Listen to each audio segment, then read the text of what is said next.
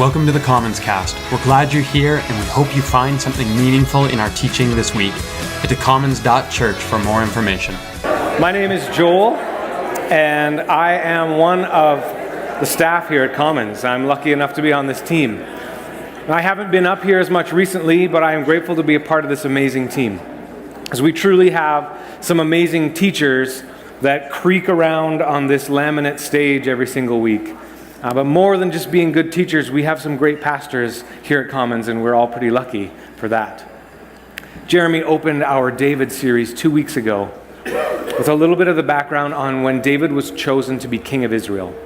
We had two different accounts of that story, each choosing to highlight a different reality in this historical narrative of David's early life. Jeremy spent some time, both in that sermon, but also in an extremely helpful video that we posted later that week, about the difference between reading these stories literally and reading them literarily. Discovering how the writers understood these stories and what they were trying to communicate to their audiences. And that really helps us all the time and today. Because today we get to venture into this very famous story of David and Goliath.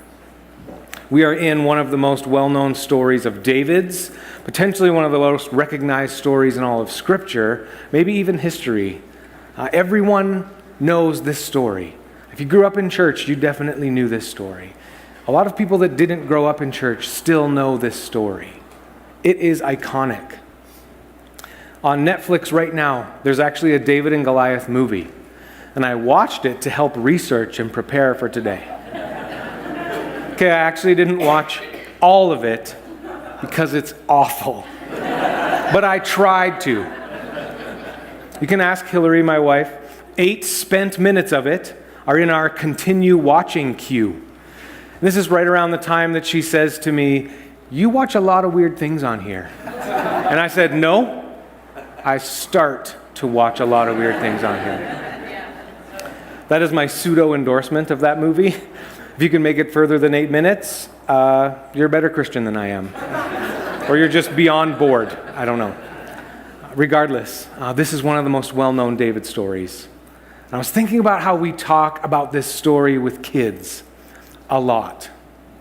This story basically tells children, trust in God, you can do anything. That lesson is important, and I obviously want my kids to have experiences where they learn that God is trustworthy.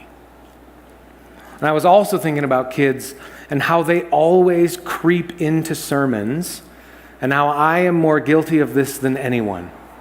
And now I know that there are people who maybe have been around here for a while that make jokes like, just wait till Joel starts teaching again and every story is a Frank story. And you're right, because that kid is a gold mine.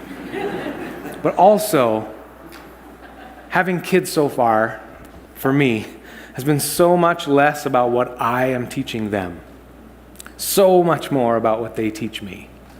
About myself, which is scary, but also about God.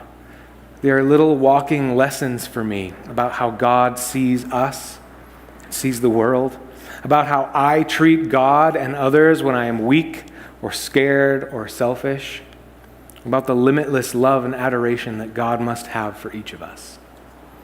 My question is, who has even thought much about David and Goliath since you were like 7?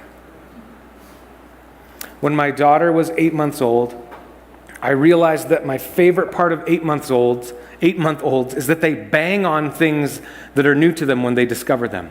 So she would, "What is this? Some sort of stool? Dad, have you seen this?"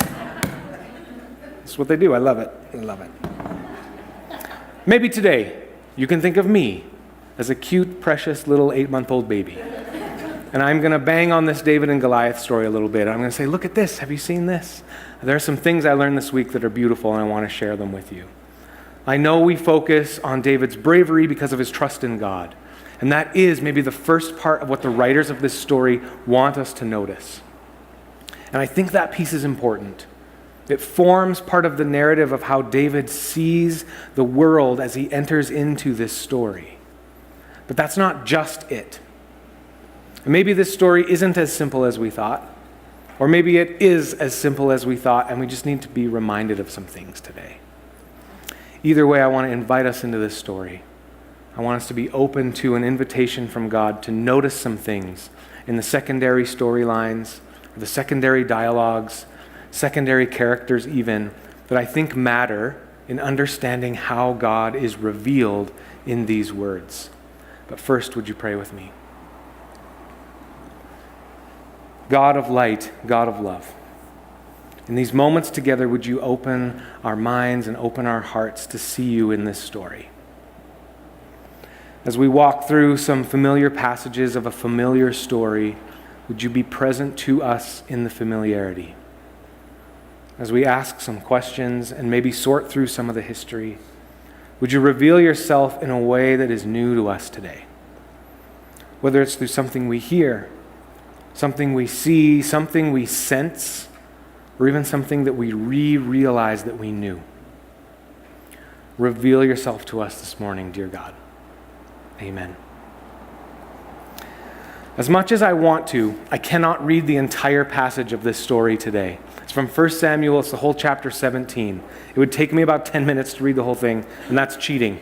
So what I'll do is I'll paraphrase it, then I'll refer to specific verses throughout, and we'll post those specific verses on the screen behind me. Basically, the Israelite army is on one side of the valley of Elah, and they are holding position in a bit of a standoff against the Philistine army on the other side. Goliath is a champion in the Philistine army, and he comes out every day for 40 days, and he taunts Israel, and he invites someone to come and fight him one-on-one, the winner essentially taking the battle. He's huge, and he's loud, and he has this incredible armor that the story tells details about. And he has the entire Israelite army paralyzed with fear. David enters this story because his older brothers are in the army. And his father, Jesse, sends David down with some bread and some cheese and to get some assurance that his brothers are okay. And David enters this scene and he sees what's happening with Goliath. And he cannot believe that one, no one is going out to fight him. And two, that the whole camp is in fact just frozen with fear. David asks some questions about why no one is going to try to fight the giant. And he clarifies again, and he asks again, and he clarifies again. And finally, he's brought before King Saul because his questioning got him noticed. David tells Saul that he thinks he can kill this giant. Saul says, no way. David brags about being able to defend his sheep from lions and bears. So eventually Saul's convinced, and he tries to dress David in his armor, but it doesn't fit. David says he can't wear it because he's not used to it. So David gets his sling. It's like a slingshot, but not like a slingshot. He picks out some stones, and he heads down to fight Goliath. And Goliath mocks him and taunts him, and David claims that he's going to win because Goliath has mocked the God of Israel. David swings one stone. It knocks Goliath down. It either kills him here or kills him when David comes over and cuts his head off. And scene. Paraphrasing this story that quickly does not do it justice, because part of what makes this such a great story is how well it is told. There are great characters. It is paced really well. An out-of-nowhere hero comes in and saves the day. There's a beheading, etc. Just a couple of perspectives on Goliath, because Goliath is clearly portrayed as arrogant in this story. So he obviously hasn't heard the old adage, the bigger they are, the harder they fall, which is your classic underdog threat. If you are the underdog, you say that every time. But it's also just physics. When we get to that part in the story, I can see Goliath stepping out, taunting the army again, and seeing young David come down the hill and being unsure if he's being mocked or not. Is this a joke? Do you even lift, bro? I'm sure that it was lost in the original Hebrew. I'm sure it's there somewhere. But what I'm sure that Goliath said is, what is this, a war for ants? The taunting that Goliath is engaging in is called flighting. It's this type of taunting that happened before a battle. It really was part of historical battles, but specifically when there was this type of proposed standoff between two champions. And I am assuming that Goliath, seeing David, would have intensified his taunting, intensified his flighting. Goliath would have stood about 6'9". So not a fairy tale height, like in children's stories or in some of the artwork, but 6'9" was really tall for that culture. But if we're honest, 6'9" is tall for any culture, especially my own personal culture. My two best friends are actually 6'4", and they're really mean to me about how short I am. So I am being completely honest with you about my biases entering this story. I already want this Goliath to go down, just like Jeff. Now, potentially, Goliath suffered from giantism. One of the effects of a pituitary issue like giantism is poor eyesight, sort of like a tunnel vision. And so Goliath's taunt to David specifically is, "Am I a dog that you come at me with sticks?" Now, this may just be a sick burn, but it also could just be that he does not see David's sling hanging from his hand. A veteran warrior like Goliath would have known that a sling like this is a dangerous weapon in the right hands. So the shepherd's sling, just as he walks out, hanging from his hand, might have appeared to Goliath as no more than a stick. And we know from the story that in his other hand was his staff, so it may have looked like sticks. Now, both Philip Long, who is a theologian who writes commentaries, and Malcolm Gladwell, who is someone who loves history and writes really cool books, they both studied and landed on this idea that Goliath's vision was impaired as a result of his giantism. Gladwell has some other theories about some of Goliath's disadvantages in this setting. I might not be 100% convinced on his arguments. He may be right. But if there's one thing that Malcolm Gladwell is 100% right about, it is that everyone loves a good underdog story. Regardless of potential vision problems or how slow-moving he may have been because of his size, Goliath's loss is unexpected. David and Goliath is this ultimate underdog story because no one expects a young shepherd to have a chance against this aged, experienced, very well-armored veteran warrior. Now you may be asking, does Joel have an underdog story? Of course I do. And it's a football story, so look out, #sports talk. Here we go. In grade 8, I played football. The first ever year that I played football. Our team was the Eagles. We were green. Our team was awful, really bad. I was the quarterback. May have contributed to why our team was awful. But like with any great quarterback, usually the problem lies with the receivers or the offensive line, obviously. Because who wouldn't look at me as a 3-year-old and think, future star athlete? I got a helmet on backwards and half a pair of glasses there. Anyway, our team had not won a game all year. We got trounced every week for 9 weeks straight. Our last game was an 8th grade doozy. I think we were down 3-0 for almost the entire game. Near the end of the game, we ran this fake run to the right, and then I turned and ran left, and there was no one there. They all fell for the fake, including my team. But that's just kind of how we rolled, like how we really sold it, I think. So I was alone, and I was running more than half the field by myself on my way to score the winning touchdown. My friend and teammate Brad Shuttlesworth is the only one that caught up to me, and he actually caught up to me and we were high-fiving each other as we ran and got closer to the end zone, and it was glorious because we scored, and we won the game. Best moment of my life. Easily. It was the last game of football I ever played. I retired. I retired a hero.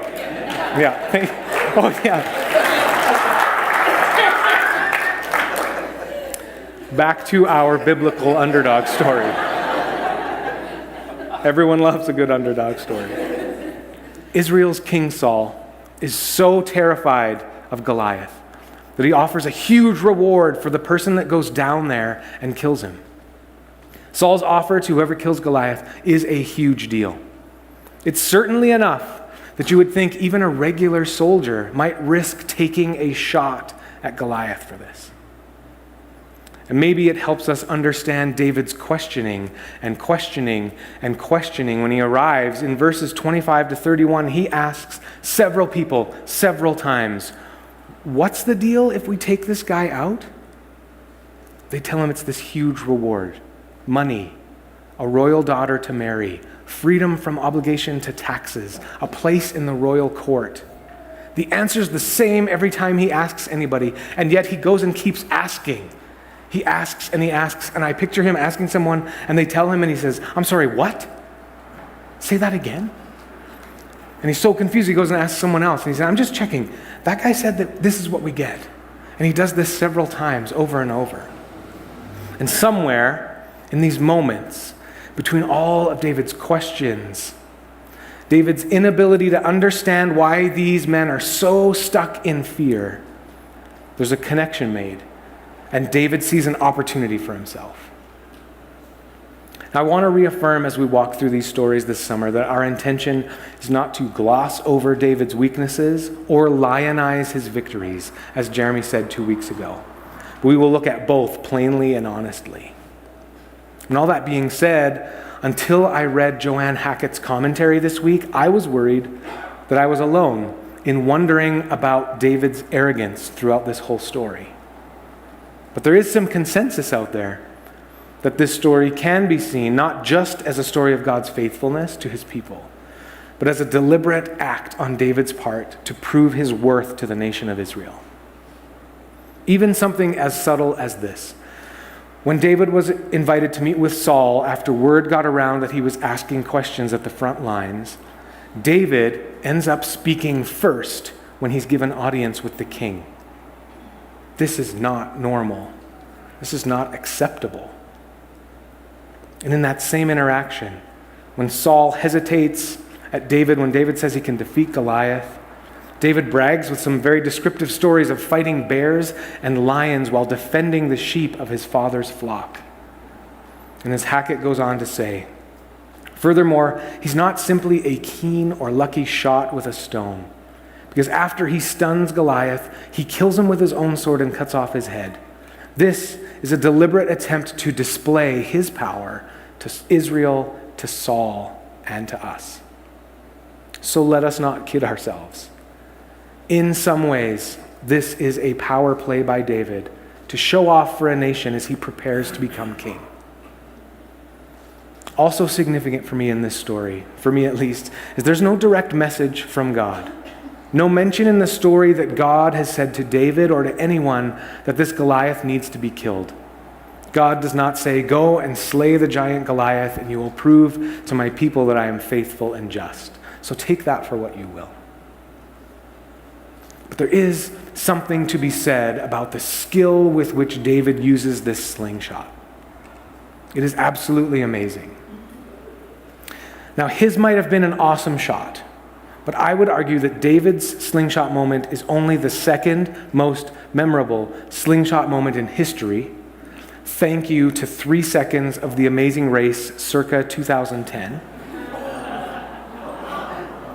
Okay. Yes, that's a giant slingshot. And it's a watermelon. No, she doesn't die. That's just your classic backfire right there. This is from The Amazing Race. This is my wife's favorite show, where we agree that we would never enter together because we'd either lose on the first leg or kill each other long before then. Okay, that's probably enough of that one. But we have to point out David's skill and his arrogance with that sling and that stone. David confidently enters this contest knowing what he's good at, knowing what his strengths are, and where Goliath's weaknesses are. And then, of course, we have the whole beheading, which would have maybe been a part of a normal ancient warrior culture. But this chapter closes with David bringing Goliath's head with him back to Jerusalem. Yes, like a trophy. No, not like a participation, everyone gets a gold medal trophy, not like that kind of trophy. Again, it is a show of dominance. Maybe a show of arrogance, but it's a very human show of claiming kingship in a story that is at least partially about someone confident enough to do something like this on a stage like this. So maybe this is partially David's overconfident, arrogant, hey, check this out, guys, moment.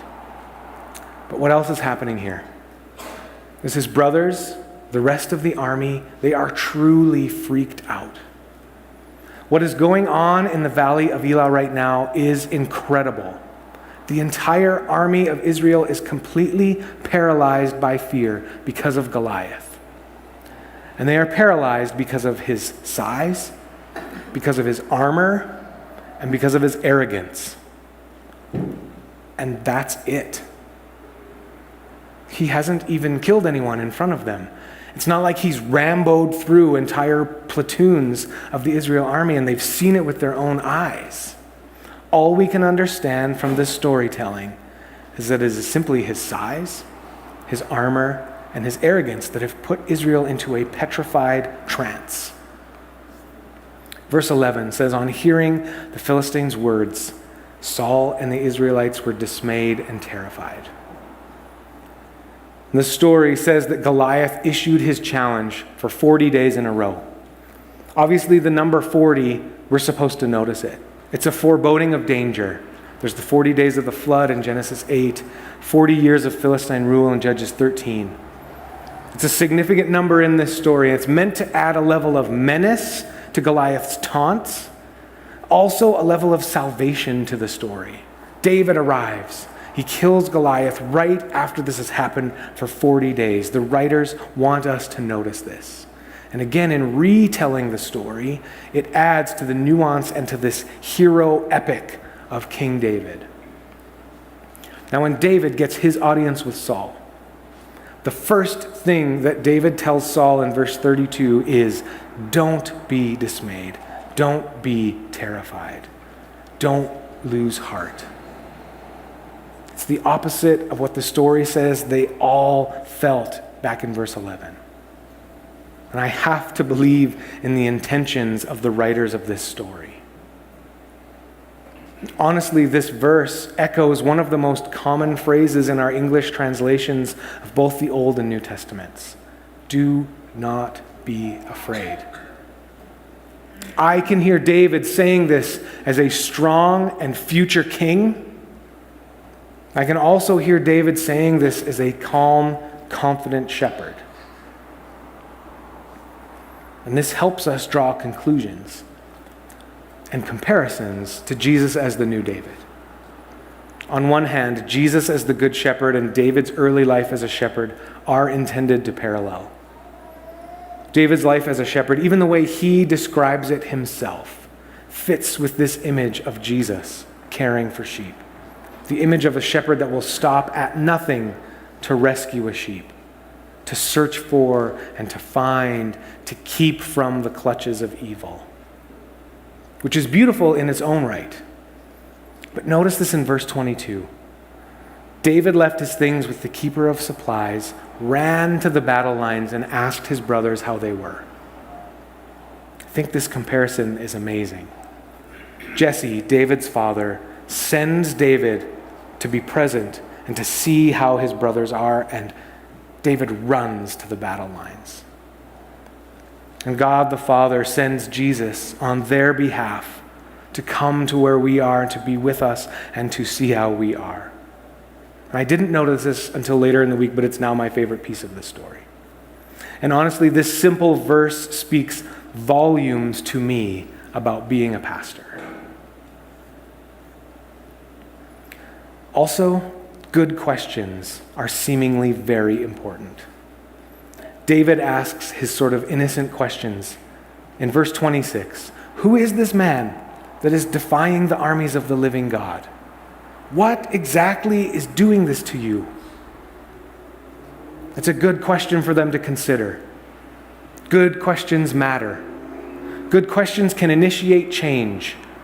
Good questions can invite hope. David gets a meeting with Saul because his questions and his questioning make their way to the king.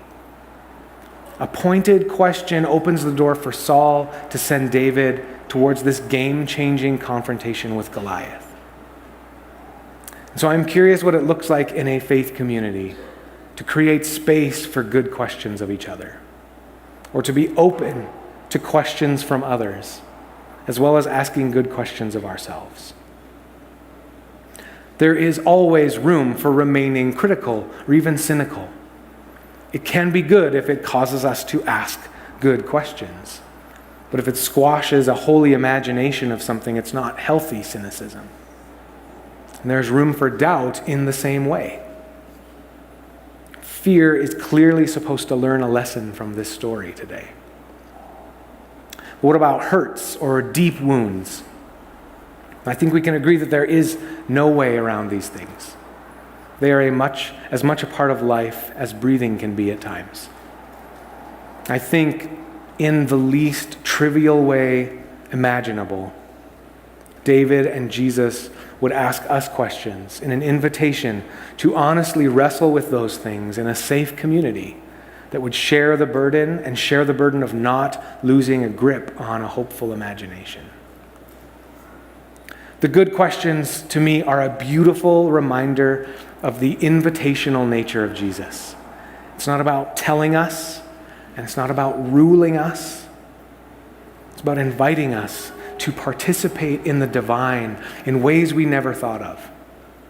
Sometimes, to do that, we need to be asked questions that seem to come from out of nowhere, or don't make much sense on the surface, or maybe questions that are too sharp or too direct for us to imagine asking ourselves. But I'm also very interested in how David and Jesus seem to have the ability to see things that we don't always see. Because yes, David is arrogant, overconfident. We already said, let's not kid ourselves, because on one hand, this is a strategic power move by David. But let's also not kid ourselves about the relationship that the shepherd David had cultivated with God that allowed him to have a different imagination of the world. Whether it is in the heat of a battle or in the quiet tending of sheep in the wilderness, David's hopeful imagination of what could be was being formed and forged, and he was allowing God's Spirit to dictate that imagination into a holy or a hopeful imagination of the world. This idea of a holy or a hopeful imagination is about seeing the world and its circumstances the way Jesus might. Jesus' imagination is so graceful. His imagination paints humanity as being full of life and hopefulness, with a holy intentionality in the way we live. My son Frank is 4, and he has an imagination of himself as a big kid. And one day I was leaving the house, and I had to put them both in the car, Frank and Penny. Penny's 1, and so I had to carry her in the car. I said, Frank, wait here on the sidewalk. I'm going to put Penny in, and then I'll put you in. He says, no, Dad, I'll just get in myself. And I'm like, no, that's ridiculous. Wait here. It's safe on the sidewalk. So I'm putting Penny in the car and climbing in. He's like, Dad, I can do it. And I'm like, no, don't do it. And so I'm putting Penny in. And Frank walks over to the side of the car and opens his own door and climbs up into the car, climbs into his seat, puts on his car seat harness and buckles all 5 buckles, tightens it, and the whole time he's just staring at me. He's just like,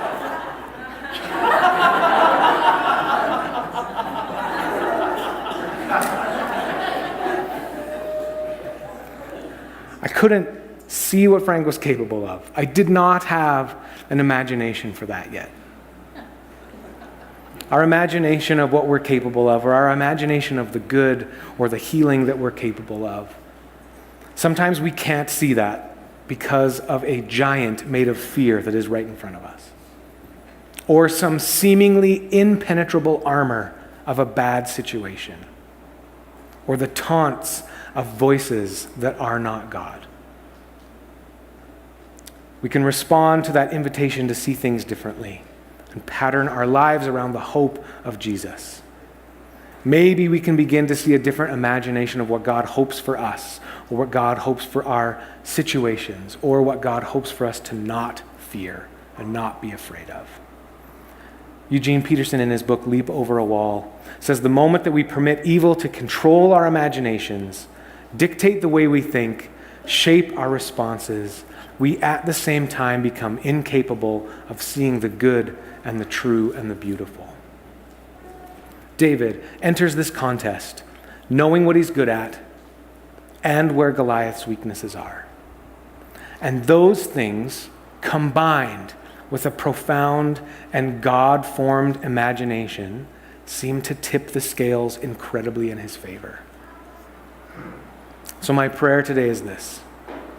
Whether you are in a season where you seem to be tending sheep, or you're just in a field and things seem to be okay, or whether you are in a season that feels like a battle, or anywhere in between, may you continue to discover who you really are as created in God's image, what your gifts and your strengths are, and how to find a gap in the armor of whatever might be paralyzing you, or whatever evil or hurt seems to be standing in your way. And may you receive Jesus' invitation toward a holy imagination to see yourself as he sees you, and to be in the world in the ways that he would hope you can live in it. Let's pray.